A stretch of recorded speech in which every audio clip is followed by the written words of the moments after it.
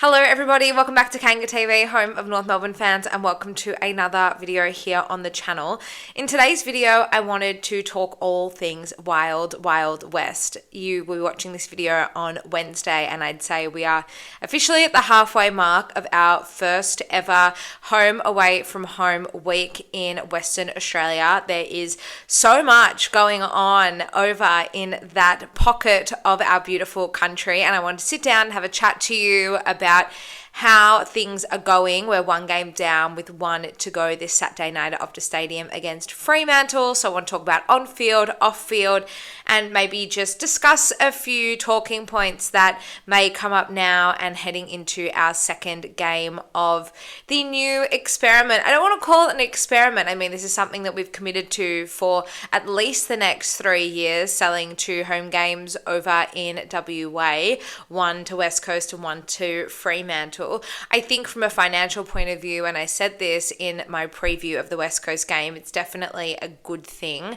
We are selling half the amount of games we were selling to Tasmania for a similar amount of money. But one thing I kind of noticed, and I read a little bit on social media, was the fanfare and the build-up to Sunday's game when North did touchdown in WA. And potentially, if that was something that contributed to our performance on field on Sunday, it definitely wasn't a normal build-up to the away trips that we normally would experience. I guess heading over anywhere outside of Victoria, the team fly in usually the day before. They would go to the hotel, they would spend some time together as a group, and then it's pretty much proceedings as normal up until the game. But things looked a little bit different for North Melbourne when they headed over to Western Australia. I think they got there on Friday, and it seemed to be this huge media PR frenzy for the couple of days leading into the game against West Coast. Now, there were some things that were normal. There was a captain's run, which I think was awesome for fans to be able to get up close and personal, especially those who don't get the opportunity to see North play or train throughout the season.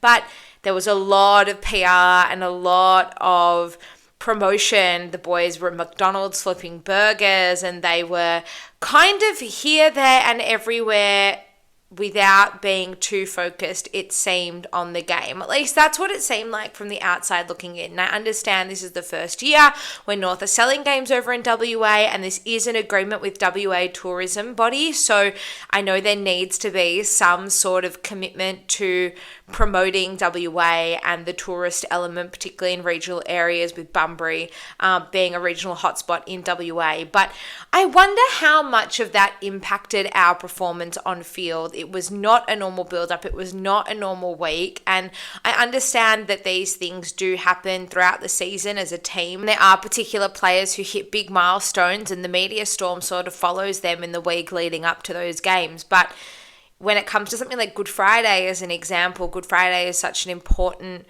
game for both North and Carlton, and there's a lot of media attention around the greater good, the Royal Children's Hospital, and the Good Friday appeal, and that is absolutely warranted. But that game is played in Melbourne. It is a fairly straightforward week otherwise for both clubs involved, so there probably isn't too much of a throwaway from our normal routine, whereas here are our players being thrust into the spotlight and have been doing a lot of different bits and pieces, media-wise and the like over in WA. It is what it is, and maybe it's just because it's the first year that we're doing it. I don't know if a similar routine would follow in years to come, but I'm really interested to see. I understand it's a different opponent we are facing on Saturday night in Fremantle. Is obviously they've had a bit of an up and down year so far, but it's definitely a more quality opponent, and that's no disrespect to West Coast, but you know, the ladder and the way each of their seasons have played out to this point would speak to themselves. I'm just curious if a little bit of downtime and a little bit of week routine as normal would do us any different, and maybe we will be better prepared heading into Saturday night's clash. We will, however, be without defender Charlie Comben for the next 2 to 3 weeks. He cracked his shoulder in Sunday's clash. He was subbed out early of the game against West Coast, and I'm really curious to see what approach we take in defense to replace him. There are obviously two options, and we've trialed both of these options at various stages of the year. Do we look to replace him with another tall defender and go for the three-prong defense, or do we go for the two tall defenders and then opt to bring in another mid-sized defender? The reason why I suggest that second option is because Jackson Archer, who is well ahead of schedule to return from that hamstring injury, will play VFL this weekend in Melbourne. He is set to return on limited minutes through the VFL the same way George did earlier this season. So potentially we look to prepare for his return. Eddie Ford has had a really successful few weeks in his new role down back. So potentially we fly Eddie Ford over, and he is someone who can replace Charlie Comben down back. Griffin Lowe goes into that intercepting defender role, and then Toby Pink, who did an excellent job shutting down Oscar Allen. I can't believe I failed to make mention of that in my review of Sunday's game. He was unbelievable, and Allen, who does enjoy playing North Melbourne at the best of times, was barely cited on Sunday thanks to the work of Toby Pink. So potentially those two guys will take the reins, and then Eddie Ford will be brought into the equation, and we'll trial him out in anticipation for Jackson Archer's return. Or do we look to fly over the likes of a Callan Dawson or a Will Dawson to fill Charlie Comben's shoes? There's definitely a good argument and a case you can make for both options. I don't think Aiden Cole will be flown over to Perth. His calf is probably worth playing it safe for. If he does return, he may look to return against Carlton, but I can't imagine them flying him over in this game at this stage. So there are a few options there, and I wonder what we will look to do. I also have a question around what we do up forward. Robert Hansen Jr. did not make much of an impact when he came on to the field in the third quarter against West Coast. He obviously came in for Finbar Maley. When we have gone with a two tall forward line, we have been better on the attack, and we've scored higher. When we've gone with a three tall forward line, we have been better defensively, and we've stopped the opposition from scoring. Now, West Coast, while they weren't able to kick a winning score, they did have plenty of shots on goal, and it was inaccuracy that hurt them in the end. So I wonder if we revisit a three key forward structure. Bryn Teakle is over in WA, so potentially he gets his chance to come into the side this week.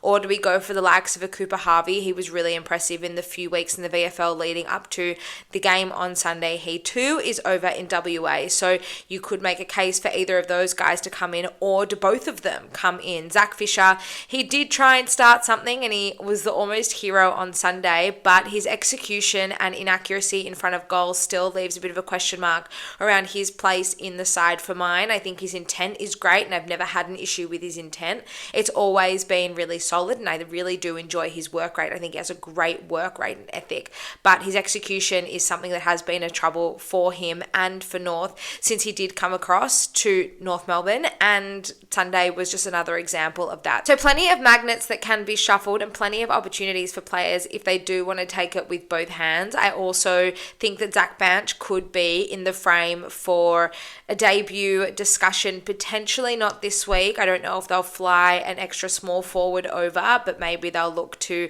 bring him in against Carlton. He was awesome against Werribee, his old side in the VFL over the weekend in his debut for the North Melbourne VFL side. There is a lot that can still play out between now and Saturday's game. You guys know I'm not really one to make too many changes unless it seems necessary. I do feel like in this case we have a real opportunity to enhance what we take out onto the field against Fremantle on Saturday night. I just wanted to throw those options out there and open the floor to discussion. What you guys think, leave all of your thoughts in the comments down below. We can also have a chat over on socials, Kanga TV show on X, Instagram and Facebook as well. One more before I leave you. Unfortunately, Finn O'Sullivan, our knight in shining armor over the weekend, will have to wait a little while longer for his Rising Star nomination. That was awarded to Dan Curtin from Adelaide for round 13. Curtin's had an excellent month up until this point, and you can't argue that decision, despite the fact that we will always go in and back for our own. And I'm sure Finn O'Sullivan's nomination is not too far away, especially if he does give us another few performances like he did against West Coast on Sunday. Anyway, guys, I will leave it there. Let me know all of your thoughts on all the talking points from the Wild Wild West down, like I said, in the comments or over on socials. I'll be back later this week for an official preview ahead of our round 14 clash against Fremantle. Until then, go Roos.